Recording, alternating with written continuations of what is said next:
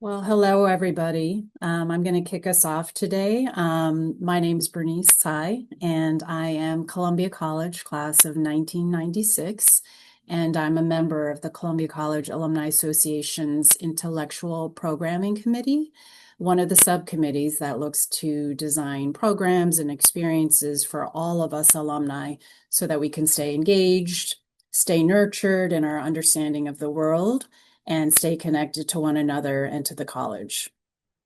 The CCAA represents all of us. So in our diversity and our richness and in the many interests that we all have. And the goal of the CCAA is to provide value to alumni through different experiences and programs, such as traditions. We just recently had homecoming, as well as core classes, networking opportunities, and more. But to also take advantage of our collective experience and wisdom in order to support current students at the college through mentoring programs, alumni dinners, financial aid support, and much more. I currently work at New York Presbyterian, which is the hospital system affiliated with Columbia and Cornell, and in my role overseeing brand and advertising work, as well as reputational content and storytelling, I have the privilege of working daily with physicians to learn about and amplify stories about what they do to push the frontiers of medicine forward, both from an innovation standpoint and research, but also in how they approach patient care and elevating patient outcomes. Through all of the work that my team does, we're always focused on showcasing the humanity of our doctors, their compassion, their curiosity, and their devotion to their patients. So I'm particularly excited about today's event. Today's lecture is part of the Big Topics virtual series focused on current affairs and texts from the Columbia curriculum. Through the series, we alumni have the opportunity to learn and discuss perspectives of the world in relation to enduring themes like morality, humanity, and justice, something I know we all study closely in our own experiences in the core curriculum.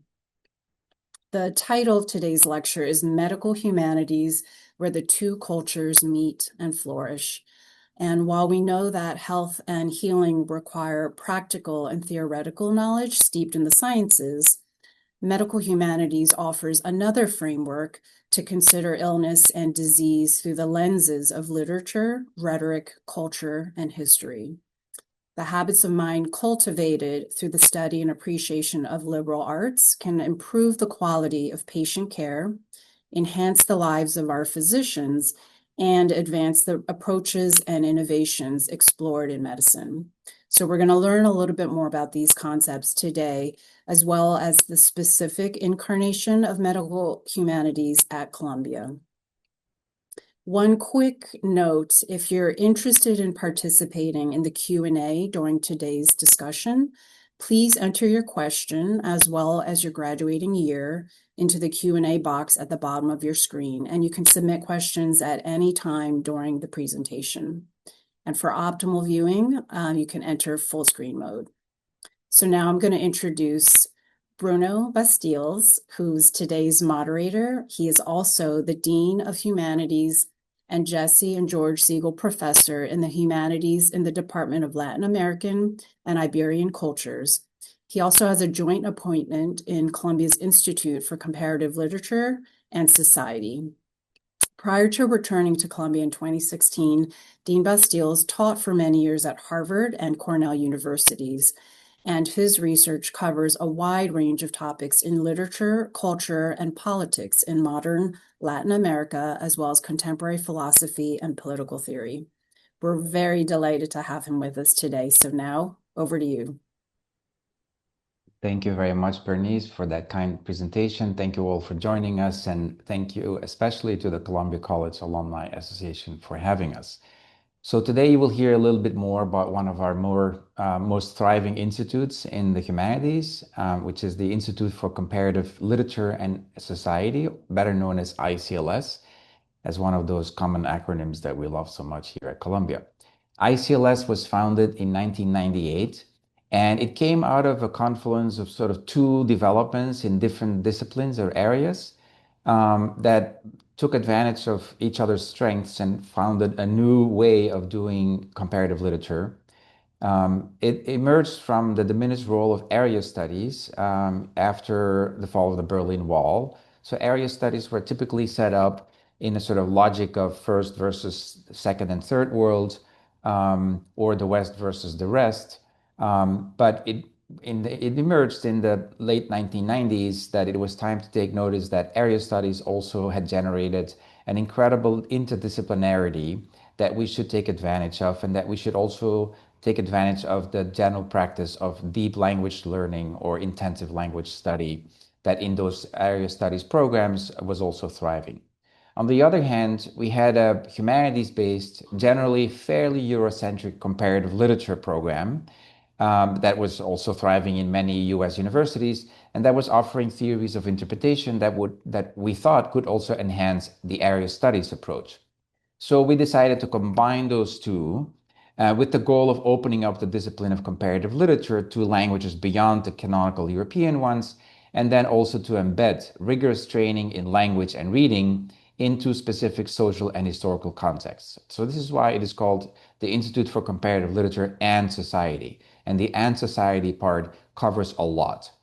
This argument for combining comparative literature and the social sciences, inclusive of area studies, seemed compelling to the vice president at the time, and thus we started in ICLS under, when it was still called CCLS, the Center for Comparative Literature and Society, under the visionary directorship of a professor in German, Andreas Hüssen, and a professor in English and comparative literature, Gayatri Chakravorty Spivak. I have to say that over the past 27 years, ICLS has emerged as the primary intersection between literary studies and social sciences at Columbia, not only across the arts and sciences, but also including participation from faculty from the School of Architecture, the School of Law, and the School of Medicine.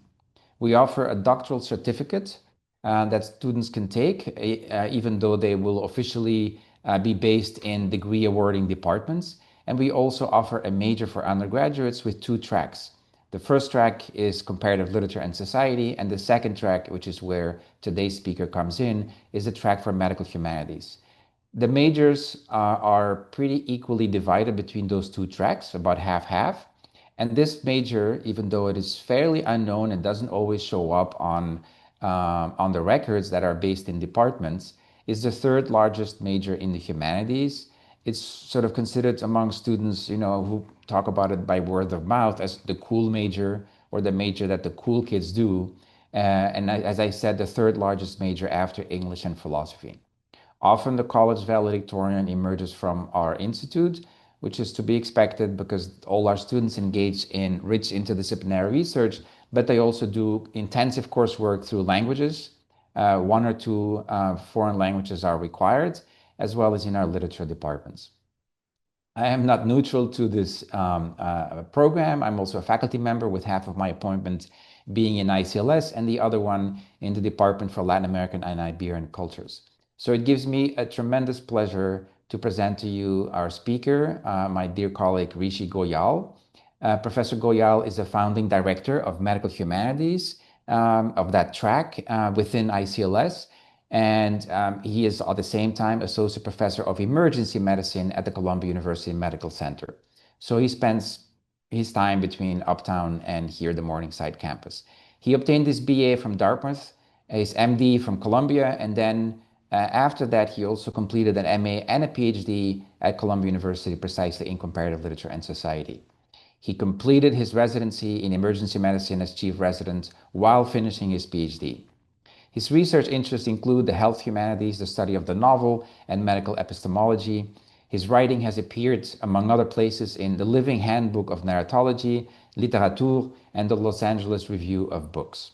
He is also the co-founding editor of the online journal Synapses, a health humanities journal, which I highly recommend, and he is the recipient of a National Endowment for the Humanities grant. He is currently also working on a program on increasing vaccine confidence through a grant from Columbia World Projects. So Rishi, thank you so much for joining us and for presenting medical humanities at Columbia. And we all look forward to the discussion and your presentation. Thank you very much, Dean Bastiles, and thank you to the Columbia College Alumni Association for having me here. Let me begin by sharing my screen. Okay, so as you can tell, I'm going to be talking today about medical humanities. I am thrilled to be here, honestly, because I also am a Columbia alum. Medical school in 2001, and then my graduate school here in 2010. And I can honestly say I owe so much of my intellectual, social, professional development to my time at Columbia, to my mentors, to my colleagues like Professor Bastiles, uh, and to my students. And I wouldn't be able to do any of this without them. And so I'm just doubly thrilled to be able to speak to alum about the work that we've been doing. I'm going to start by talking a little bit in general about the medical humanities, kind of what it is, what are its roots, and then I will describe the specific instantiation of it here at Columbia, what makes us unique, and some of the projects that we're in the process of undergoing right now. On your screen is, on the left-hand side of your screen is a print from Ernst Haeckel, a zoologist, the turn of the century, turn of the 19th century. This, I think, is from 1904. And it's just a beautiful illustration of prints from the natural world. But it comes from a book called Art, Forms, and Nature. And Haeckel's work was incredibly influential for certain artistic movements, especially Art Nouveau at the turn of the century. Oh, and I probably should say I'm, associate professor of emergency medicine, but I'm also doubly appointed in the Institute of Comparative Literature and Society. So I'm going to start with a quote that has stuck with me kind of very, very early in my career. George Eliot, many of you may know, was a Victorian novelist, Middlemarch, Daniel Deronda, among other things. But she was also a translator from German philosophy into English. And that's sort of, I think, important as we think about our institute and what we're doing here. The greatest benefit we owe to the artist, whether painter, poet, or novelist, is the extension of our sympathies.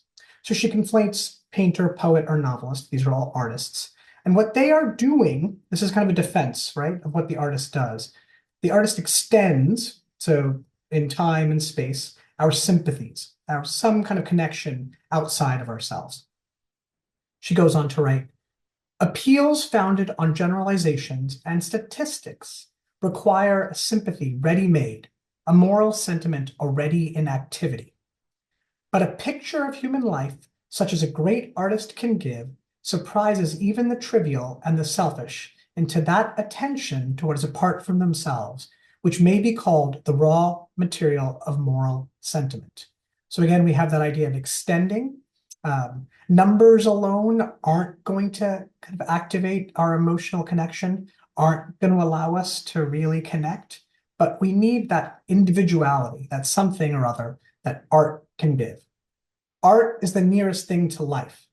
It is a mode of amplifying experience and extending our contact with our fellow men beyond the bounds of our personal lot. So you might already begin to imagine how this becomes a kind of defense or a line specifically about the role of art in our ability to kind of care for, acknowledge, understand, approach, appreciate others.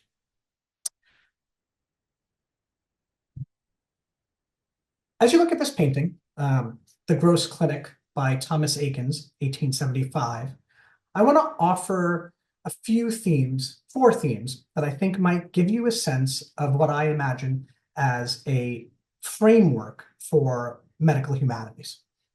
The first theme that I'd like to present is what I'm calling the disappearance of the patient.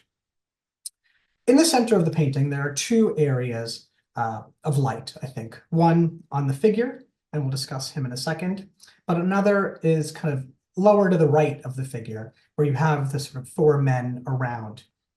That presumably is the patient, right? But what you're left with really is just a kind of body part, maybe a limb, maybe a glute, unclear, and there is a wound, right? So those are the things we see. The kind of patient as a person is reduced, is missing. We have a part.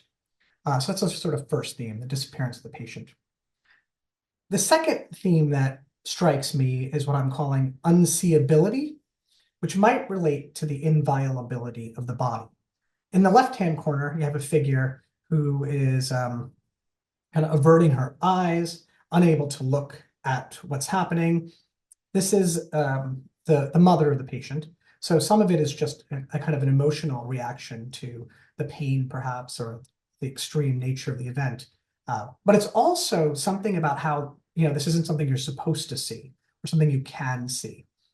This painting has been suggested to be maybe the greatest painting in American art. And yet, while it was appreciated when it was painted originally in 1875, it was very little shown. It was refused prizes and exhibitions. And repeatedly, what was said is that the material was too obscene, too gross, perhaps. It's not something that somebody should look at. It violated the sensibilities. The third theme that I think presents itself is that of medical history.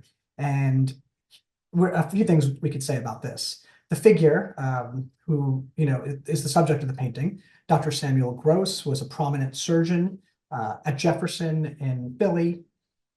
The surgery itself is what we might call a conservative operation. It's limb sparing for osteomyelitis or a bone infection.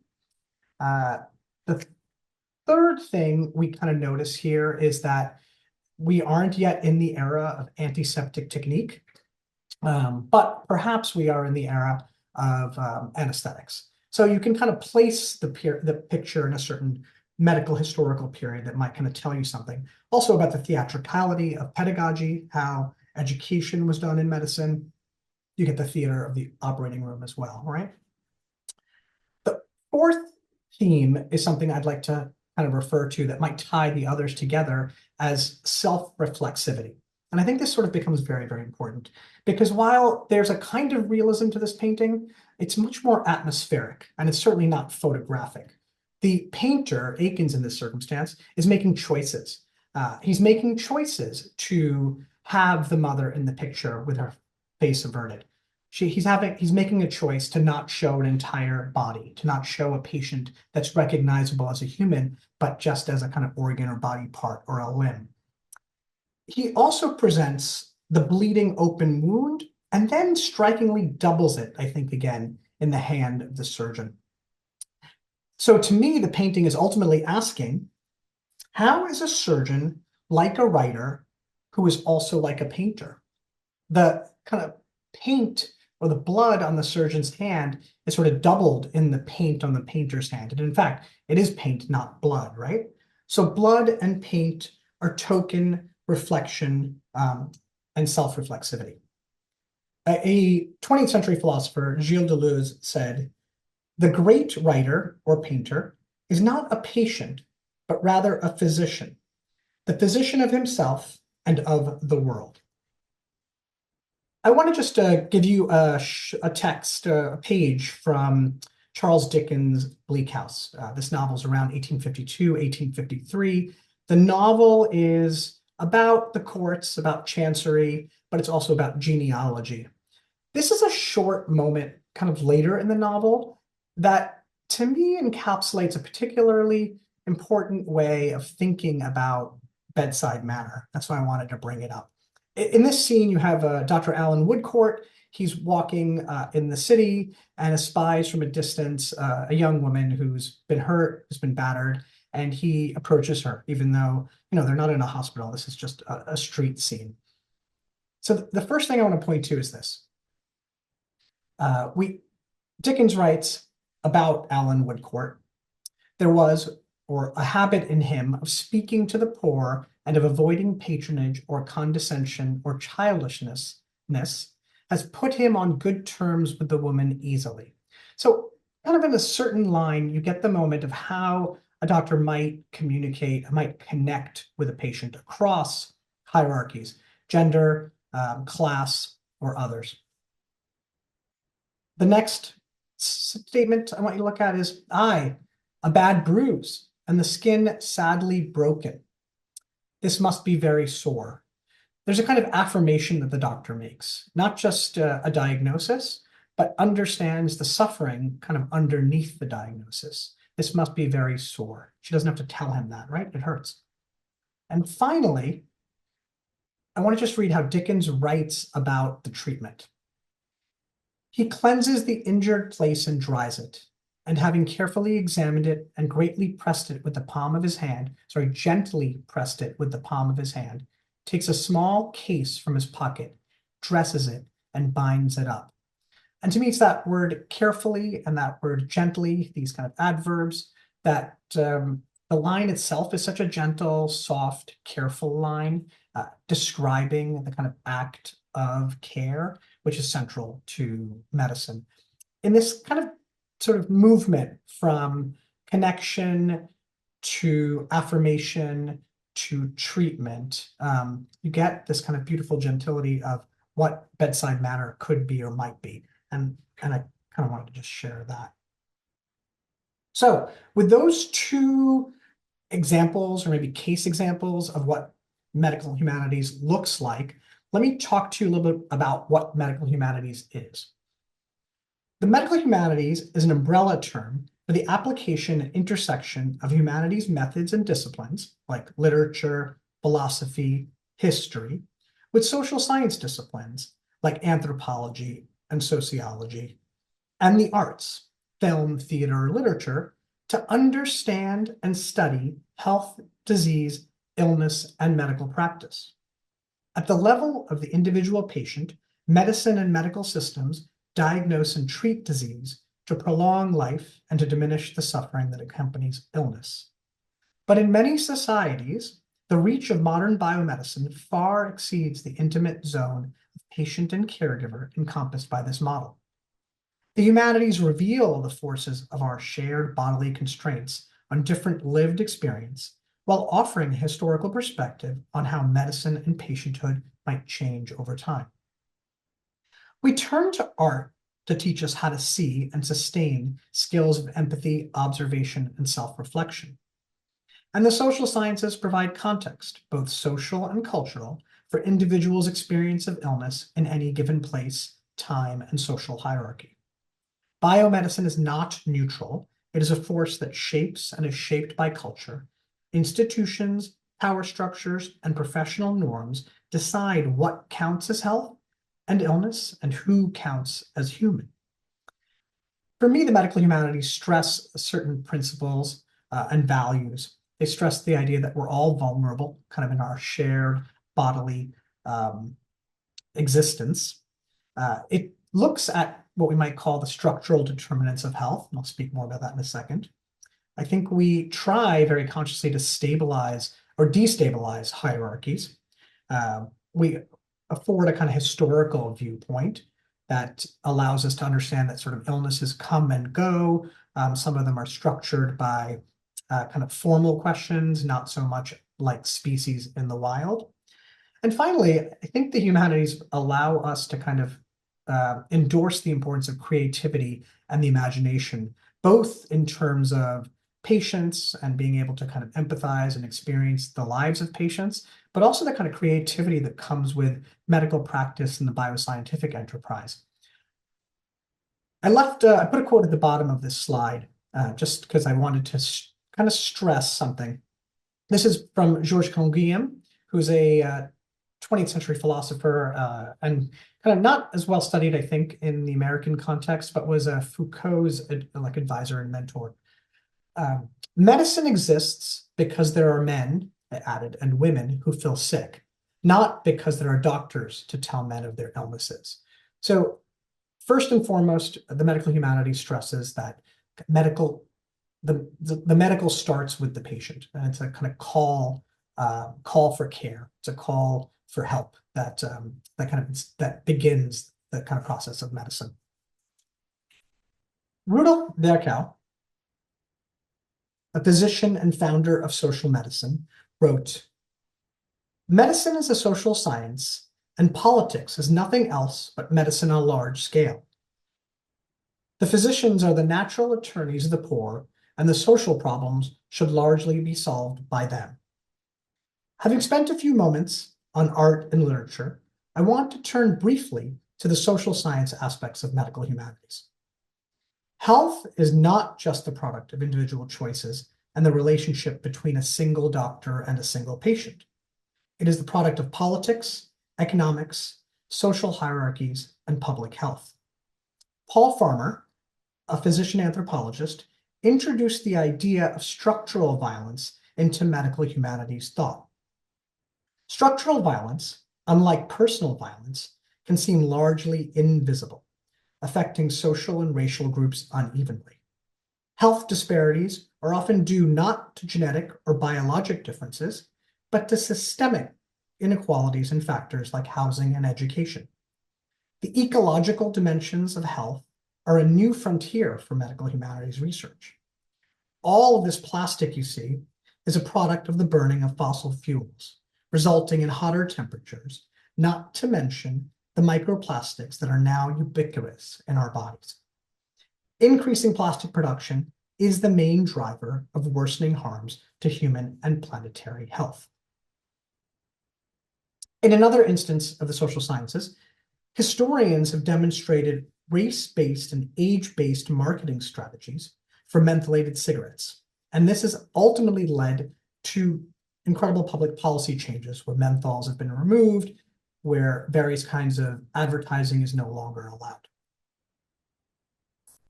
So moving from these kind of theoretical concerns, I want to ask kind of why anybody would major in medical humanities, or what are the sort of benefits? Humanities majors score better on their MCATs than their science counterparts. It's a nice one. Humanities majors do just as well, if not better, on objective measures during medical school and residency. Humanities majors matriculate at a higher rate than science majors.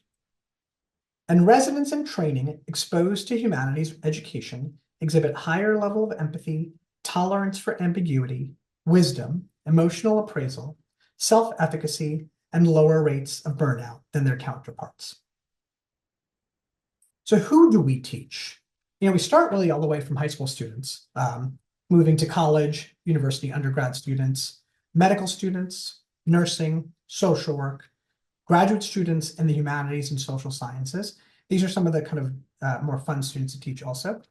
Medical residents, mid-career doctors, nurses, physician assistants, scholars, and kind of finally patients from whom, of course, we're also learning as much as we are teaching. But I want to focus the rest of my talk on undergrads, and particularly the undergrads at Columbia and kind of what we're doing here. But just first, take a look at the way this is kind of developed. This is a kind of graph showing all of the programs that have developed or that have been built up in the last, whatever, 50 years. So for most, the first 25 years of this graph, not much has happened. You had a couple of programs in Texas. There was some interest and engagement, but really after, I don't know, 2013, 2015, things took off. So you've gone from 10, 15 programs to 160. You could probably graph this against certain other graphs, and it might be the inverse of trust in the medical establishment. But what you're also seeing as it's driven by kind of a need too, I think, as we're getting more and more kind of biomedically sophisticated, I think we're starting to feel like something is lost in the practice of medicine. But also, this is programs that are kind of driven often by undergraduates who don't feel like traditional departments or traditional disciplines can speak to their engagements or their interests. Recently, I was asked to draw out a kind of the ecosystem of medical humanities at Columbia. So this is what I came up with quickly. And you see I have the kind of like doctor handwriting, can't read what it says, and it's pretty messy. So I tried to do something a little bit simpler. And this has left a lot of things out. But I put, for me, at the center of this, the undergraduate major, which, as Dean Bastille said, is at the Institute for Comparative Literature and Society. And I'll speak more specifically about the major in a minute. But I wanted to highlight a couple of other things. Columbia is sort of unique, I think, in having medical humanities at different levels. So we have the undergraduate level, but previous to that, we have a master's in narrative medicine. That was it was kind of invented here as a concept by Dr. Rita Sharon, sort of a path-breaking physician. The idea of narrative medicine is in some ways pretty straightforward. It's that if you teach doctors, nurses, social workers the principles of reading and writing, close reading, what we might teach in a literature class, and then add to that some reflective writing, it improves their ability to communicate with patients, their empathy, their kind of senses of self-worth and efficacy. And this has been proven over and over and over again in multiple studies. So that master's program is here. We also have a department at the medical school. That's what the COIMC is, the Medical Humanities Ethics Department, in which students at the medical campus are required to take classes in the humanities throughout their 4-year curriculum in the medical school. The other things I'll probably just mention as I talk about them. So Synapsis and the Health Language Lab on separate slides. So the medical humanities major here. Again, as Professor Bastiel said, we have a kind of unique situation because I think we might be one of the only medical humanities programs that's affiliated with, adjoined to, integrated with comparative literature. And that's, I think, because our comparative literature program is one that has the And Society attached to it. It's not an ivory tower comparative literature program, but one that is deeply engaged with the problems of the world. It's kind of an engaged humanities major. In 2011, a student said, hey, we have this great comparative literature program, and we also deal with the social sciences. Why can't we treat the sciences as contingent or historical or a cultural product? What if we were to kind of study medicine alongside literature and anthropology and sociology? What would that look like? So it was a student initiative that kind of drove the initial part of the major. There were a number of people that were here, including Professor Stathis Grigoris and Lydia Liu, who were interested in kind of hearing what this might look like. And the timing for me was perfect because I was returning to Columbia after a couple of years in exile in Arizona. And in 2012, I was able to kind of help shepherd in and direct this new major that we were going to start.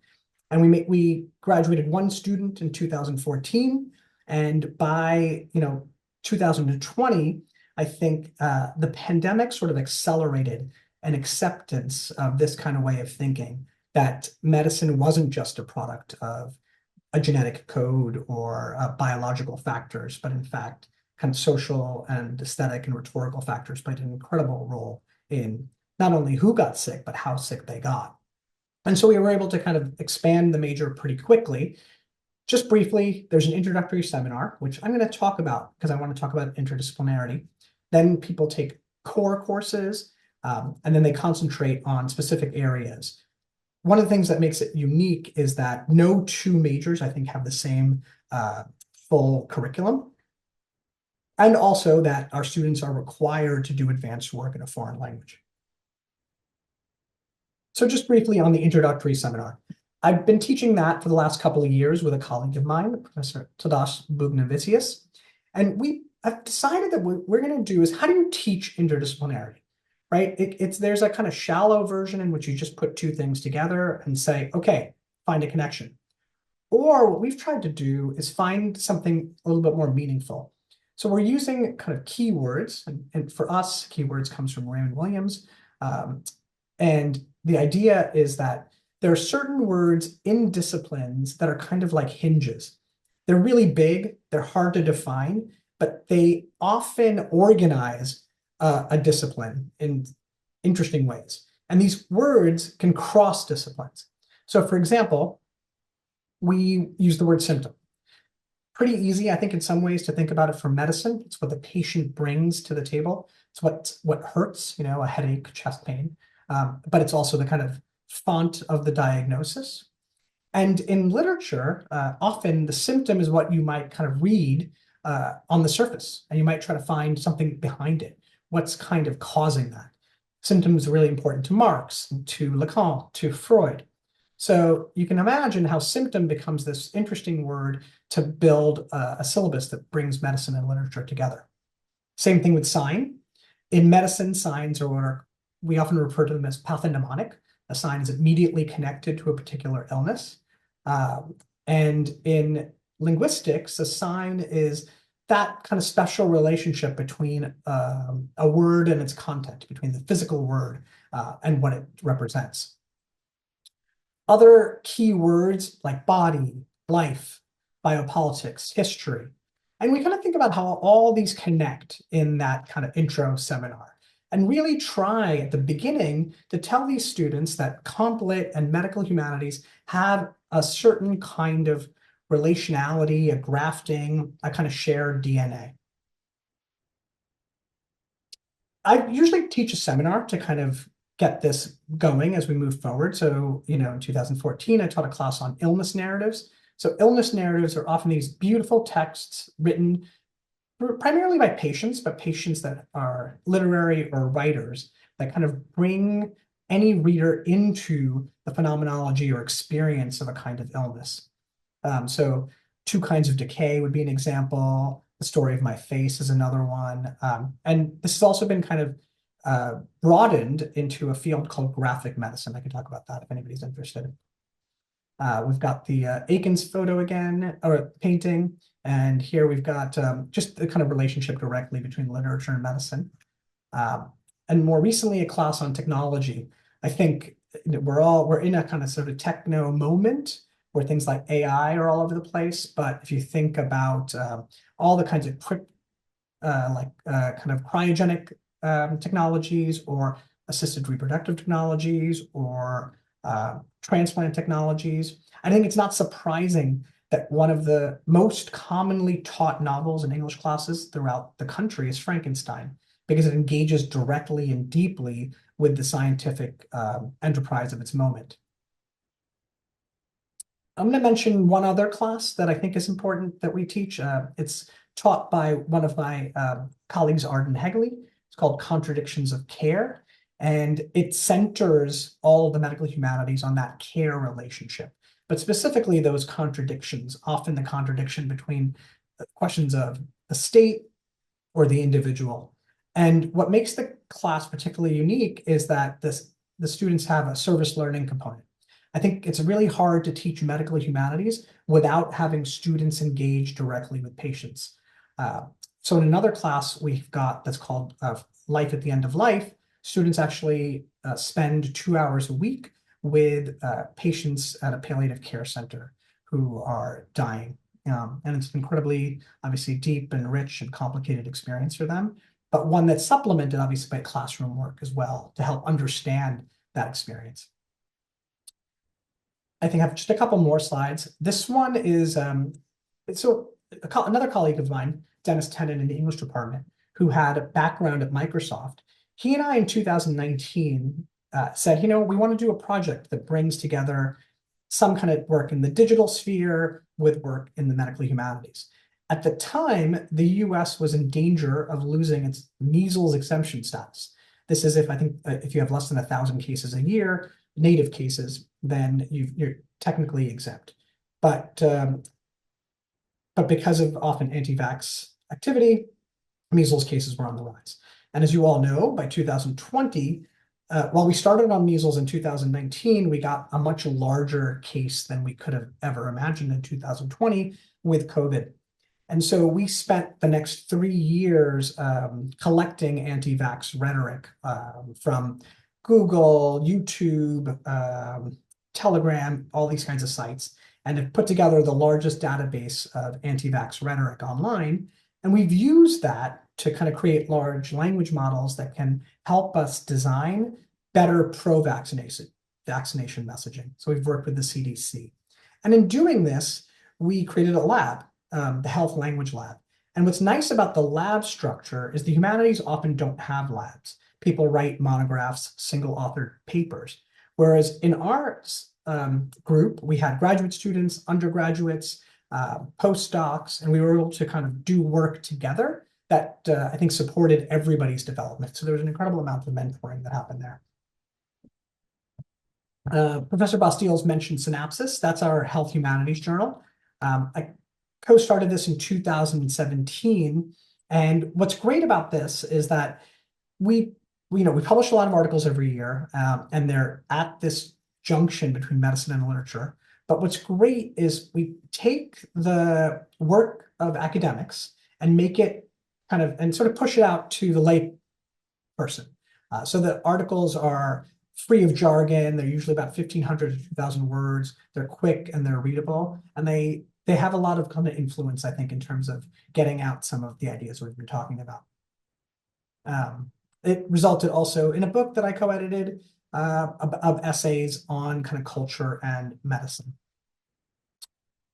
This is almost the last slide. What we've got here is a working group in motherhood and technology. So this was a 3-year project that I collaborated with on graduate students, undergrads, colleagues here at Columbia and elsewhere to ask the question of how has the role and nature and experience of motherhood changed in relationship to changing technologies of control, really.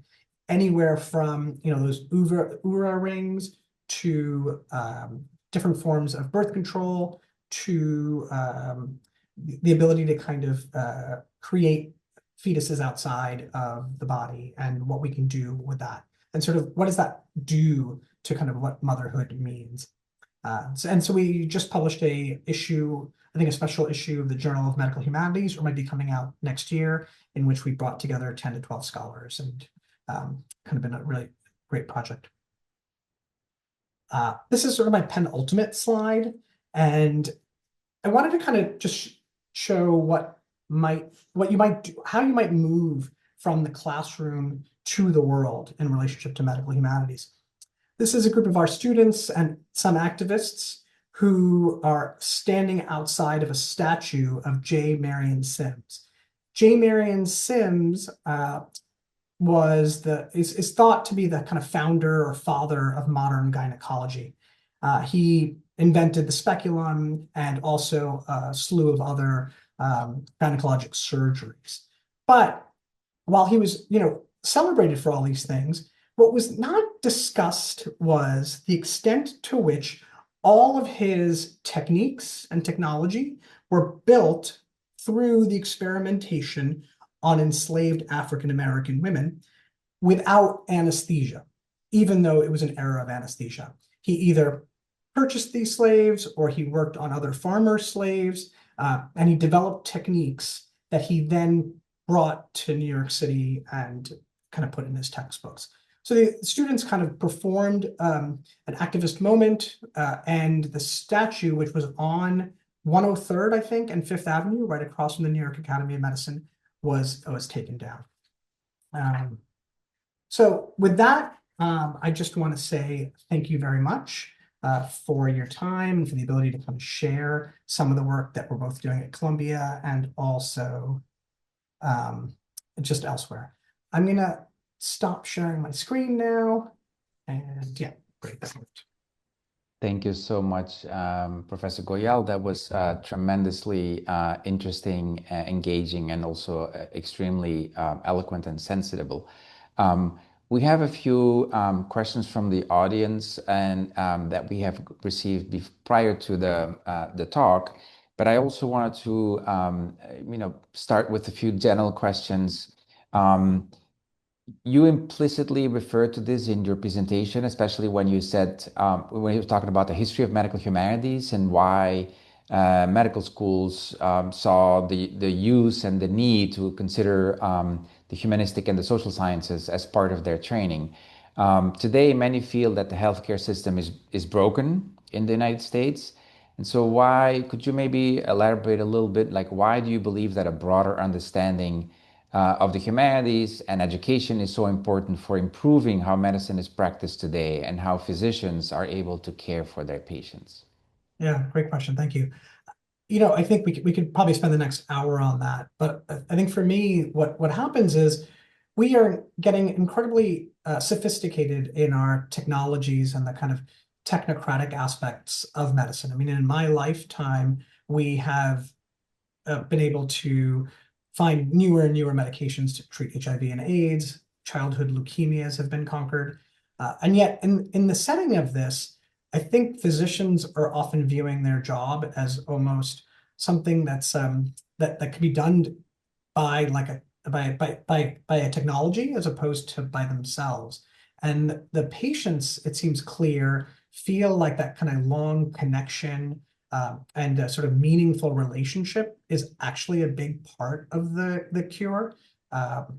And as we kind of increase, I think, in chronic illnesses as well, we are with patients longer and kind of have to marshal them through the experience of being unhealthy or ill for a longer period of time, and being able to kind of sit with them, I think is one of the things that the humanities allows us to do.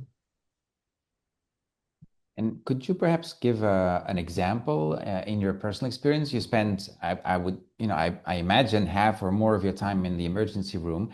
So can you give us an example of how your training in medical humanities has sort of changed your own clinical decision making or the patient outcome for the better?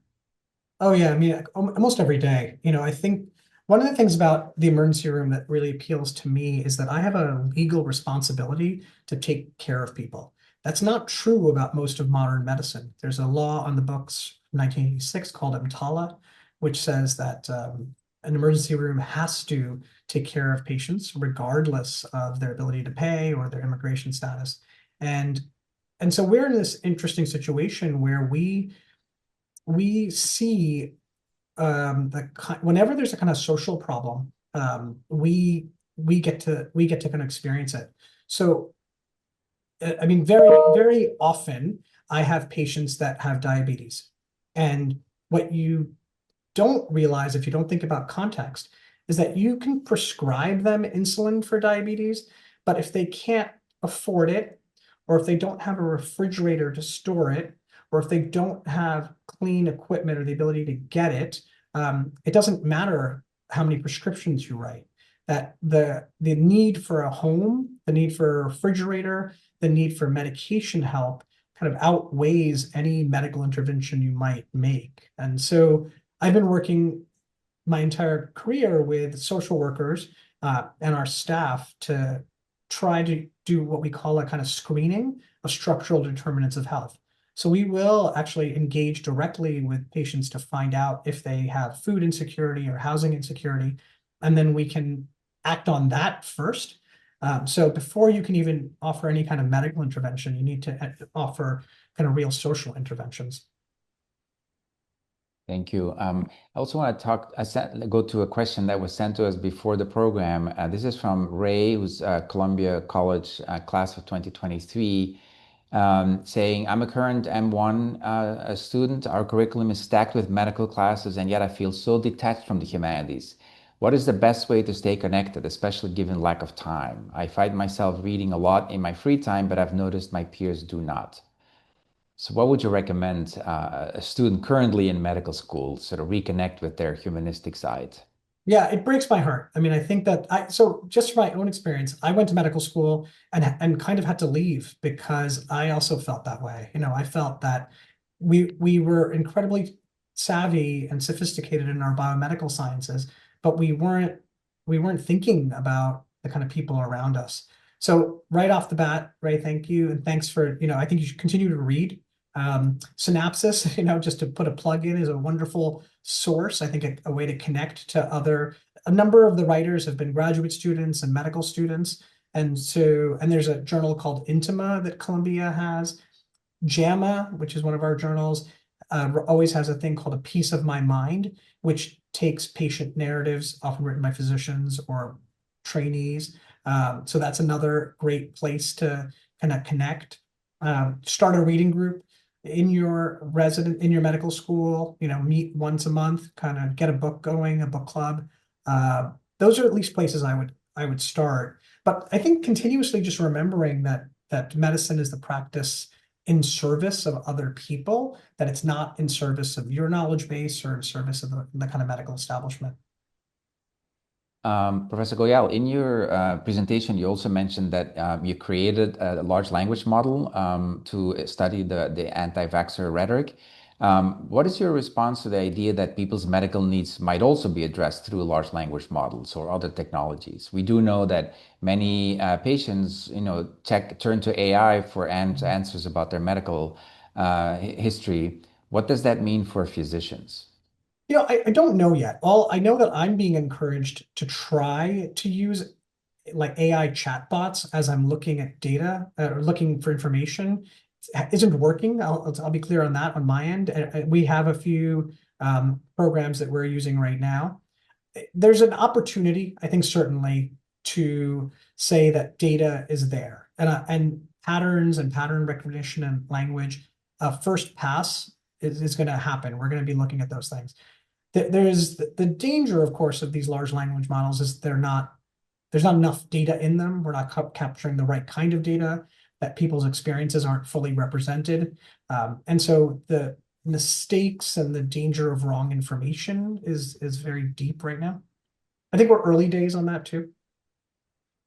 In connection to that, it's maybe a slightly technical question, but I do think it's interesting. This is from the audience, and Moore is asking whether do you see the electronic medical record that requires so much of the doctor's energy and focus on requirements for billing as a deterrent for the patient-doctor relationship?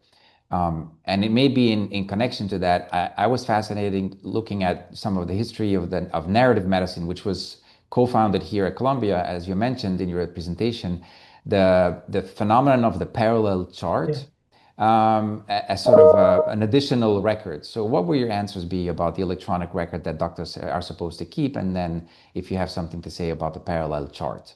Yeah, the parallel chart was a wonderful idea that Rita Sharon conceived of at one point that, we put things in the medical record, but we wanted to create a second record that the physicians would write that was not for billing purposes, that might be the record of something else, record of the emotional experience, record of one's own self. And often the goal would be to share that again back with patients. I think so. The question is asking the right question. What is the point of the medical chart? I mean, it's a thinking tool. I will say that part is useful. When I write something down, as opposed to just say it out loud, it often changes my medical diagnostic framework. I put two or three things together in a sentence, and like somebody says, "Oh, they've got left-sided crushing substernal chest pain." When I put all that together in the written record, it's obvious that I have to think about a heart attack, but perhaps I could miss that if I had not fully put it down in that way. So there's a way in which I think the writing down of the patient history and the case history is a thinking tool. It is way too much, I think, geared towards billing questions and compliance questions. And so we have scribes sometimes that will be there. One thing that we saw in the Dickens piece, the kind of bedside manner idea, is being with your patient and time, I find that time is never the determining factor. Going back to something Bruno earlier asked me, I can connect with a patient in 15 seconds. I don't need 5 minutes, as long as that person over there feels like I'm there, I'm listening, I'm paying attention, and I affirm what they're saying. I think one thing that we see a lot, and in the post-COVID era, we've seen it, that patients feel like they're not being heard by doctors or affirmed. And this also goes back to that AI question. I've definitely been seeing how patients think that AI affirms their symptoms better than the doctors, who often come with skepticism. Skepticism is sort of built into the kind of medical scientific practice, right? We're supposed to be skeptical. That's how we presumably find the right answers. But I don't think we can be skeptical of somebody's experience. And that is the thing that we just have to kind of keep insisting on, that we may not have a word for what's wrong with you. We may not have an understanding of it in a biomedical term, but whatever experience you're having is real. And it's really important for us to be able to affirm that. I have another question that was pre-submitted by the audience. How does the philosophy of modern alternative embrace and or harness medical philosophies of yore? For example, Aristotle, Paracelsus, Rudolf Steiner, Pharaoh Akhenaton. This is from Daniel, Columbia College class of 1991. So how has sort of modern views of medicine changed ancient philosophies? Yeah, I mean, I think that we really still are turning back. I just was in a little conference on 18th century semiotics. So, semiotics was the way it was thinking, was pathology in the 18th century. So the argument was that the schools of rhetoric in Edinburgh and the schools of pathology in Edinburgh were starting up at the same time, and that each influenced the other. So there's this kind of shared history between medical diagnostics and medical semiotics and rhetoric, which leads into, you'll see in Wordsworth and Coleridge, things like bibliotherapy. Just the act of reading itself can be a prescription that we can offer to someone else, and kind of makes you better and sustain you. There's no doubt, I think, a return to certain kind of Hippocratic non-naturals, right? The idea of the environment as being incredibly crucial to our health, and stewarding our environment as a way of stewarding our health is sort of central to the kind of climate question and its relationship to health. But I think just a long arc of medical philosophy, I think, is really, really kind of wonderful to read. I also would like to share a comment rather than a question. Dave Aaron writes, one of the fundamental issues in medical care is that doctors and patients have perspectives that are very different and sometimes completely at odds.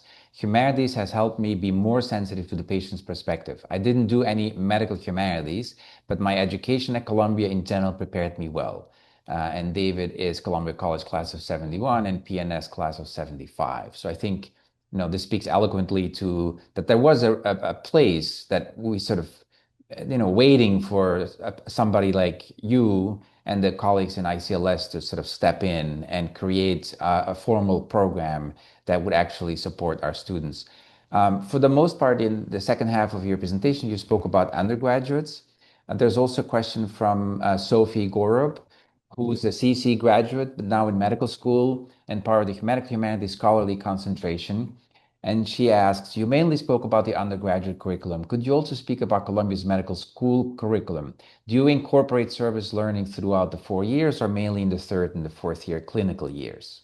This might be a more technical question, but I think it's cool that our students are currently, sort of asking for questions from you because you've been through all these programs and you can probably give them sound advice. Yeah, no, I think that's great. So in the first and second year, students in the medical school are also able to get direct patient care. So either that's visiting, they usually have a kind of clinical space that they're stationed in. And the idea is at that point, not to learn the medicine per se, but really to understand how we connect to kind of other people.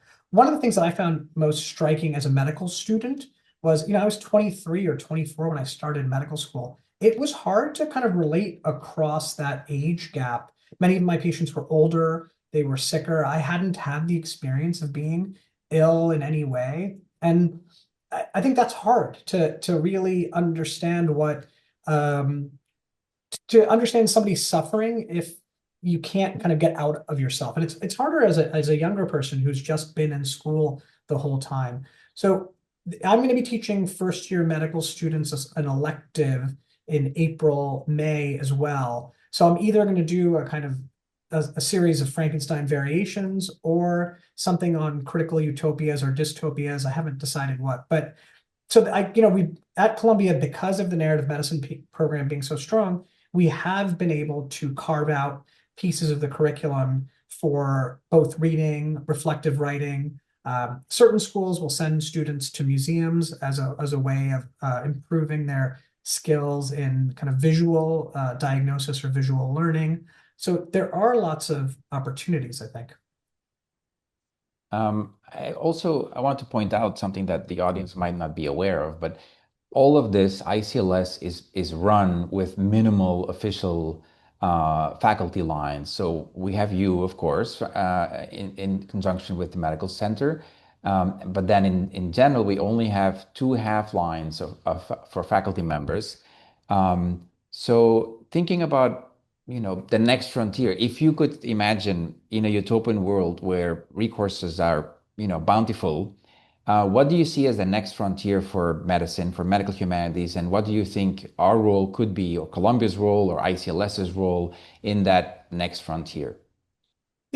We have an incredibly robust pre-existing ecosystem. I think that by having something at the undergraduate level, at the master's level, and at the medical school level. We've got things in place where we can build on. What there isn't yet is a kind of standard or an idea of what medical humanities should look like. Currently, there are 160 programs, and probably all 160 programs are different. There isn't a set of shared texts, ideas, values, core. And I know, having been invited to lots of talks, that people are craving that. The programs throughout the country want a medical humanities curriculum, but no one really knows what that could look like. Because of the association, I think, with ICLS, because of our sort of strong theoretical and kind of pedagogical interest, we have the potential to create really a model, I think, for the nation and beyond for what medical humanities undergraduate teaching should be, could look like. Unfortunately, as Bruno said, is that right now we don't have, I would love 3 more full-time faculty, 5 postdocs, a dedicated administrator. I mean, there's a number of things that we could do. For me, besides the kind of literary, anthropological, social science, humanities work, it's important to get the undergrads, I think, into the community. I think they need to be doing work, whether that's kind of helping on questions of food insecurity or housing problems that relate to health. They need to be seeing patients and people in their experiences of illness. And that requires a lot of kind of effort and engagement. So, for example, sending the students to Terence Cardinal Cook, that's the palliative care center that they go to. It's sort of months of signing off on their TB testing, their kinds of vaccine records, getting them into clinical spaces is quite challenging. But we have been, with the administrative help, have been making it happen. But more of that kind of work, I think, is critical. I think looking at the clock, maybe this could be a last, more informal question.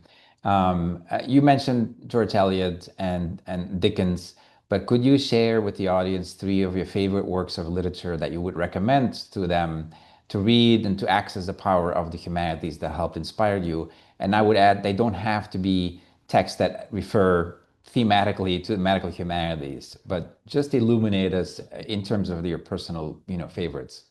Yeah, I mean, one memoir that I read recently was The Argonauts by Maggie Nelson. Um, Maggie is a teacher, I think, at USC at this point, a professor, college professor in English. But the memoir is about their own struggles with becoming a mother, the kind of technologies associated with it all, and it's sort of just a beautiful piece of writing. Intoxicated by My Illness is a work by this guy, Anatoly Broyard, who was a kind of middling, I think, New York Times food critic, and then unfortunately suddenly got ill. And when he got ill, the writing just exploded, and he wrote about what his illness was like and how I remember this phrase. He wanted to be he wanted to be interesting to his doctor, right? Like, and that was a kind of sort of beautiful piece there. And then for me, I'm, as Bruno pointed out, the 19th century is kind of probably where I spend most of my time reading and writing. And so anything by Henry James will get you where you need to go.